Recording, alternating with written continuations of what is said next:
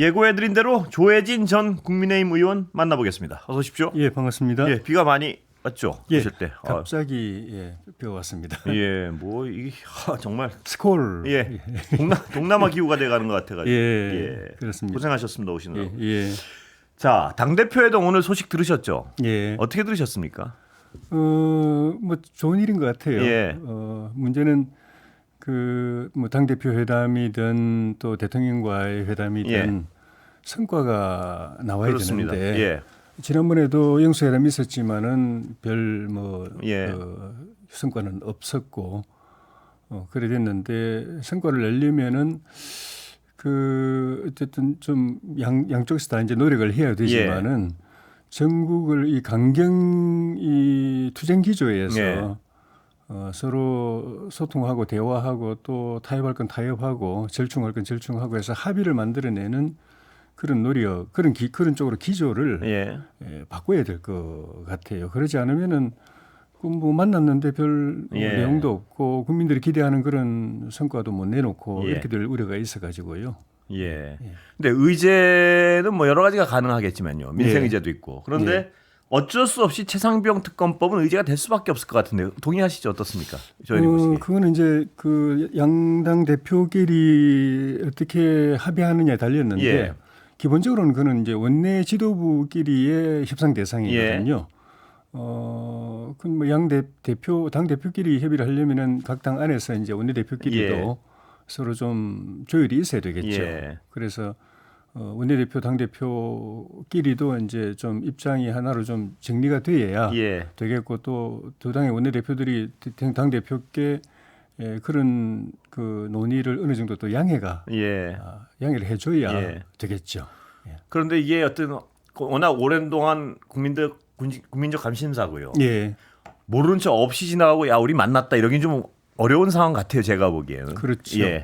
그래서 어떻게 풀어나갔으면 좋겠습니까? 조 의원님 보시기에는. 그거는 한동훈 당대표 우리 국민의힘 대표가 제안한 것이 저는 제3자 특검이요. 옳다고 생각이 들어요. 그는 뭐 한 대표가 그거 주장하기 전에 제 개인적으로도 뭐 벌써 그 이야기 특검 나왔을 때부터 제가 보는 관점에서도 그랬거든요. 그러니까 우리가 그동안에 민주당도 검찰을 보면서 늘 비판을 하고 그런 거는 빨리 청산해야 된다고 주장을 해왔던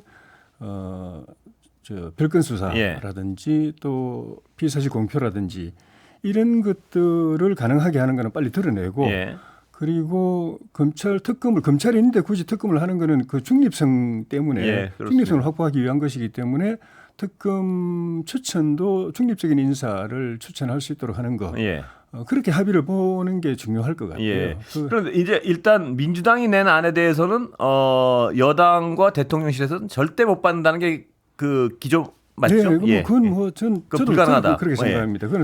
그래서 야당에서는 그렇다면 제3자 특검안을 받겠다는 식의 요새 얘기를 한 거 아닌가요? 박찬대 원내대표가 관훈클럽 토론에서 그 이야기를 했는데 제가 말씀드린 거는 그것만이 아니고 독소조항이 좀 전에 말씀드린 그런 별건 수사라든지 또 피의사실 공표라든지 이런 거를 가능하게 한 조항도 거기 이 특검의 취지를 좀 몰각하게 만드는 거기 때문에 그런 것도 다 드러내야죠. 그래서 제가 박찬대 대표가 할 생각이 있다면은 그것까지도 다 한 대표 우리 한동훈 대표가 제안했던 걸 받아들이겠다고 하지 않고 왜 특검 임명을 제3 인물로 하는 것만 콕 집어서 했을까? 좀 의아했거든요. 그것만 가지고는 이 특검이 제대로 된 특검이 될 수 없기 때문에 진짜로 할 생각이 있다면 나머지 독소조항도 드러내는 결단을 민주당이 해야 된다고 봅니다. 그런데 이제 한동훈 대표가 그 당내 경선 과정에서요. 강조할 때 이 제3자 특검 부분을 굉장히 강조를 했단 말입니다. 그래서 가장 핵심적인 부분 제3자 부분을 받겠다 이렇게 나온 것 같아요. 야당은. 그런데 지금 근데 한 대표가 이걸 어떤 비판적인 국민들이 보기에는요. 제3자 부분 핵심적으로 받겠다니까 다른 걸 또 집어넣고 자꾸 조건을 늘린다 이렇게 비판을 하기도 합니다만. 그거는 말씀드린 것처럼 처음에 한 대표가 제안할 때부터 특검은 중립적인 인사로 임명해야 된다. 제3자 특검이요. 그다음에 독소조항 2개 별건 수사 또 피해 사실 공표 이거 빼내야 된다고 처음부터 이야기했던 거기 때문에 그거는 변화가 없을 것 같고 그 다음에 이제 그 사이에 이 그 제보 공작 의혹이 제기가 됐고 추가로 제기한 거죠. 그건? 이건 어차피 또 검찰에서 수사를 해야 될 상황이 됐는데 그거를 어차피 같은 하나의 사건에서 줄기가 다른 건데 그거는 그러면은 이쪽은 특검이 수사하고 그 사건은 검찰 수사에 맡길 것인가 그게 바람직한가 아니면 기왕 특검에서 수사할 것 같으면 그것까지 같이 수사하는 게 바람직한가 그거는 판단의 문제인데 정책적 판단의 문제인데 뭐 제가 볼 때는 한 대표가 꼭 그것 때문에 다른 걸 다 받아줘도 못하겠다라고 생각하진 않을 것 아닌가. 한 대표 생각은 뭐 개인적으로 잘 모르겠습니다만은 이게 근데 워낙 오래된 논쟁들이라서 그래도 한번 여쭤보고 넘어가지 않을 수 없는 게요. 이 특검 자체 관련해서 대통령이 특검일 때 이게 다 있던 조항 아닙니까? 독소 조항이라고 지금 말씀하시는 것. 언론 브리핑이나 뭐 한동훈 대표가 특검을 할 때도 원래 다 있던 조항들 아닙니까? 그리고 그때 제3자 특검도 아니었고 그건 어떻게 보세요? 제가 기억하기로는 이렇게 야당 임명이었고 그 야당은 두 번인가 했었고 그 나머지는 다 이제 합의로 중립적인 인사를 했었고 그리고 상설 특검도 보면은 그렇게 중립적인 인사를 하도록 돼 있습니다. 특검 취지 자체가 그런 거니까 원래 중립적이고 독립적인 인사를 임명한다는 그렇습니다. 취지니까 안 그러면 굳이 뭐 검찰 수사하는데 굳이 특검을 만들 필요가 없는 거라서 그런 취지이기 때문에 뭐 하여튼 여야가 그런 부분에서 합의를 한다면은 가능하지 않을까 그런 생각이 듭니다. 이게 당내 설득 가능합니까? 조 의원님 보시기에 지금 당내 반대가 워낙 큰 것 같아서요. 그건 이제 민주당도 마찬가지일 텐데 저는 이거를 박찬대 대표가 그 세 개 중에 하나만 툭 던진 것도 조금 의아스러운 부분도 있고 만약에 셋 다 그 독소조항 셋 다 제거하는 걸로 간다고 할 때 민주당이 이걸 받을 수 있을 것인가 저는 개인적으로는. 근데 일단 받느냐 안 받느냐 발의를 해야지 받느냐 안 받느냐 저쪽이 알 텐데 지금 나오는 얘기는 한동훈 대표가 당내 역학관계상 지금 발의조차 못할 것 같다 이런 비판도 많은데 어떻게 보세요? 전망을 좀 해주시면. 그건 뭐 전망을 섣불리 하긴 좀 어려운데 좀 어려운 상황 맞죠? 당내에서 이제 의인송에서 그걸 토론을 해야 되겠죠.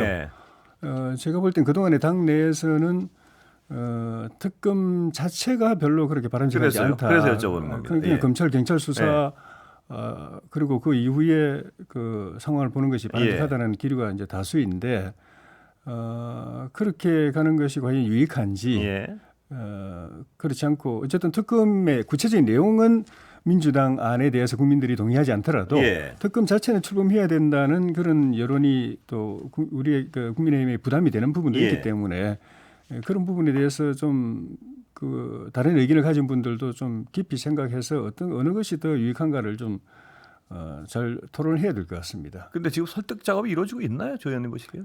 그거는 의총에서 공개적으로 해야 되는 토론을 통해서 해야 되는 것이기 때문에 뭐 몇 명 같으면 한두 명 뭐 불러서 설득할 수 있지만 이 주제로 의총 같은 게 좀 예정된 게 있습니까? 아직은 없죠. 뭐 없지 않나 싶습니다. 근데 의총에서 안 할 수가 없죠.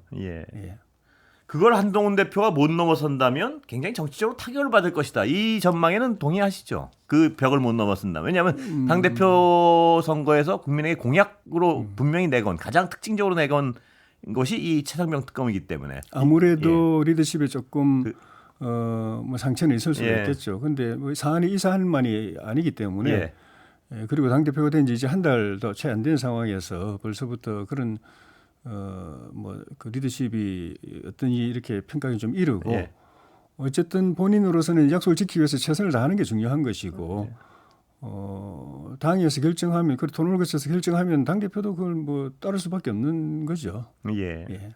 다른 문제 좀 여쭤보겠습니다. 그 역사 문제요. 뭐 연일 시끄러운데 조 의원님 어떻게 보십니까? 지금 여러 가지 논란. 뭐 하나만 김영석 독립기념관장 논란은 어떻게 보십니까 일단?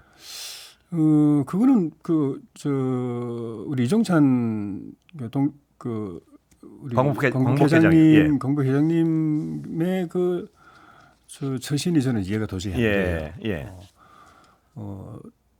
뉴라이트이기 때문에 안 된다고 이야기했는데 알고 보니 뉴라이트도 아니고 그리고 건국절을 지지하고 그걸 추진한 사람이라서 안 된다고 그러는데 자기는 김영석 관장은 건국절 추진한 적도 없고 건국절이 바람직하지 않다고 생각한다고 이야기했는데 그래도 어쨌든 그만둬 이런 식으로 나오시니까 뭐 해석이 안 돼요. 해석을 하자면 결국은 다 해명이 됐는데도 고집을 하시는 거는 뭐 다른 사유가 있지 않은가 하는 그런 생각이 들 수밖에 없죠. 김영석 관장의 역사관은 문제가 없다 이렇게 보시는 건가요, 조 의원님은? 그건 이제 역사관이란 건 하나로 딱 통일되어 있는 게 아니기 때문에 이제 과거의 어떤 여러 가지 어떤 견해 밝힌 책이나 개인적으로 그런 견해들이 어떤 묶음이 그분의 역사관 아니겠습니까? 그 역사관을 제가 뭐 꼼꼼하게 전체를 다 알 수는 없지만은 큰 흐름에서는 저는 뭐 큰 문제는 없다고 봅니다. 대표적으로 일제 시대에 조선 반도에 있던 사람들은 일본 국민이다. 그건 동의하십니까? 그건 팩트를 이야기한 거지 그 사람이 주장을 이야기한 게 아니죠. 일본 국민이어야 한다든지 일본 국민이어서 좋았다든지 이런 게 아니라 규정 정의를 한 것이죠. 그분은 뭐냐면 어떤 분들은 그때는 일본 국민이라고 정의하면 이건 역사적으로 큰일 날 정의다 이렇게 보시는 분들이 있어서 제가 여쭤보는 겁니다. 그럼 그때 우리 국적이 뭐였나요? 우리 그 당시에 우리는 주권을 뺏긴 조선인들이죠. 조선인인데 주권을 뺏긴 그러니까 조선인이죠.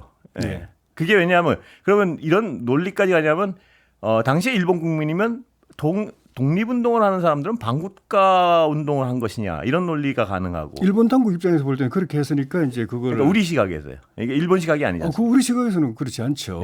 그래서 근데 독립기념관장이란 분이 일본적 시각에서 상황을 정리한 거 아니냐 이런 저는 그렇게 보지는 않습니다. 그냥 팩트를 지적했을 뿐이지 그게 그러니까 옳다 팩트가 그러다. 일본식 정의의 팩트라는 얘기죠. 일본이 정의한 팩트와 그런 얘기죠. 그거는 자 민주당 전당대회 보셨죠? 어떻게 보셨습니까?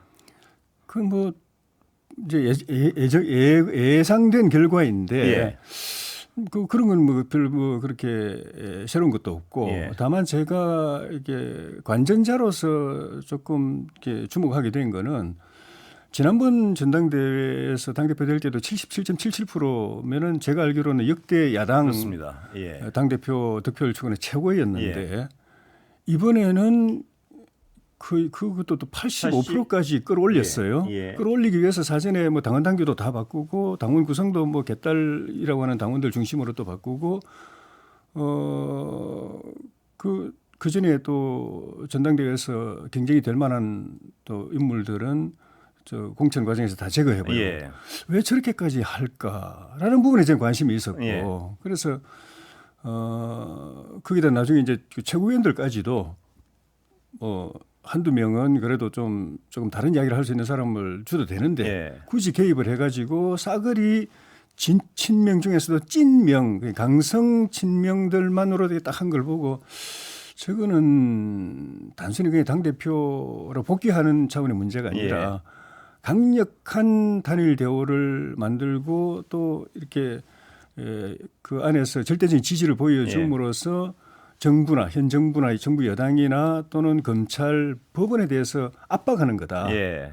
나 함부로 나 이런 사람이야. 나 이 정도 힘이 있어. 함부로 건드리지 마. 이거를 과시하기 위해서 그렇게 상식을 초월해서 무리해서 그렇게 일일 유일 지배 체제를 그렇게 공고하게 만드는 건 아닌가 하는 생각이 들어서 그래서 앞부분에 이제 여야 관계도 말씀하셨지만은 저 기조로 가면은 여야가 여야 관계 또 야당과 정부와의 관계가 제대로 풀릴 수 있을까 그런 좀 염려가 들었습니다.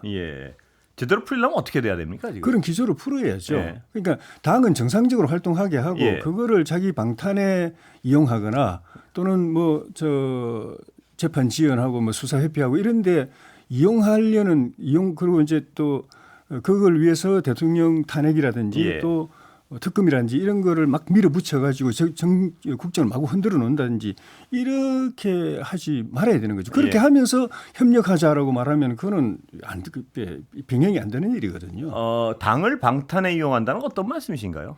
예를 들면 지금까지 계속 그 지난 21대도 그래 왔었고 22대 때도 계속 그 뭐 21대 같은 경우에는 뭐 단적으로는 그 체포 동의안 같은 거 계속 이제 막아왔고 나중에는 이제 뚫렸지만은 그 외에 나머지 이 수사 검사를 무력화시킨다든지 또 법원에다가 압박을 넣는다든지 이런 식의 입법이나 또는 특검이나 이런 걸 계속 해 나가는 게 그런 목적이죠.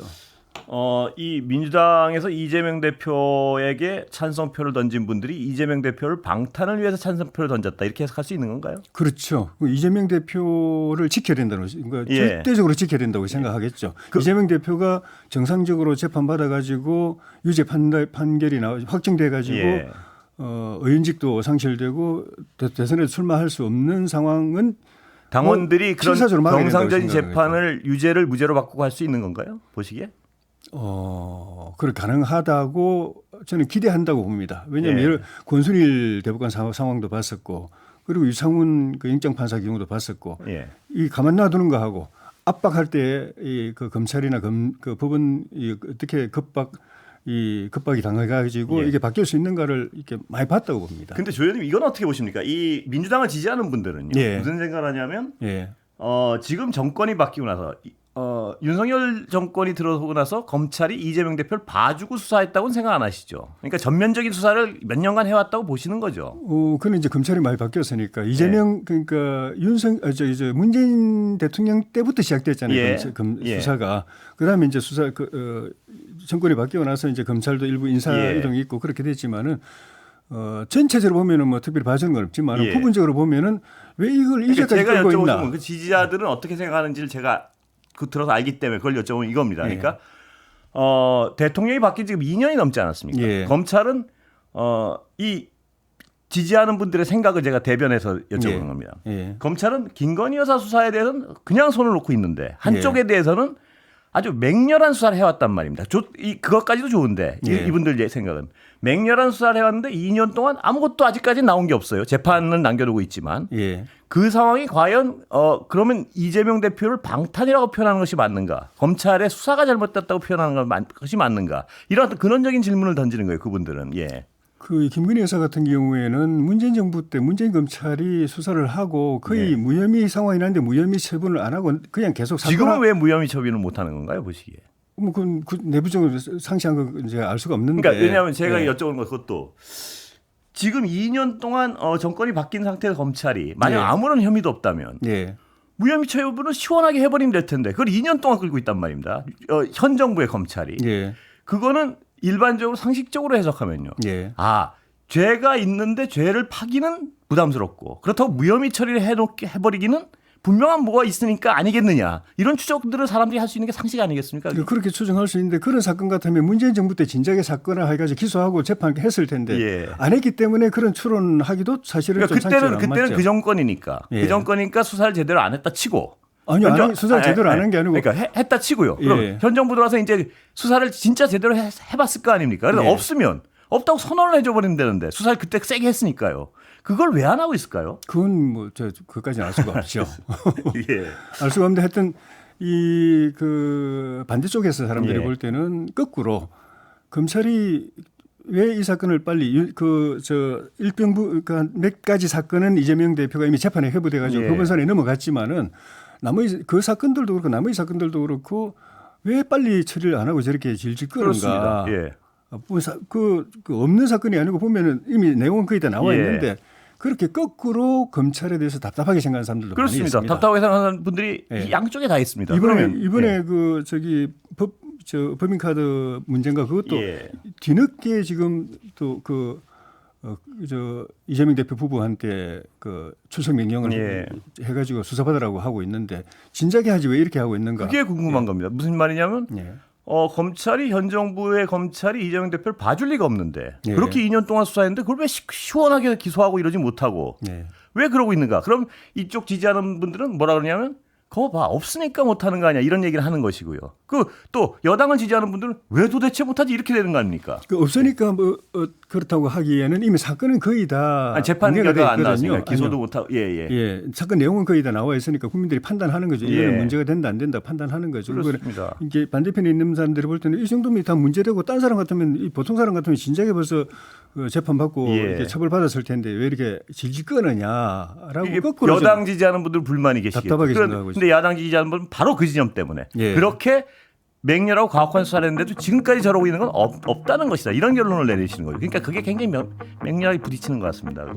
어쨌든 현재 진행되고 있는 것도 빨리 매듭을 지어야 되고 법원에 넘어간 것도 법원에서 빨리 좀 결론을 지어야 될 것 같습니다. 조혜진 전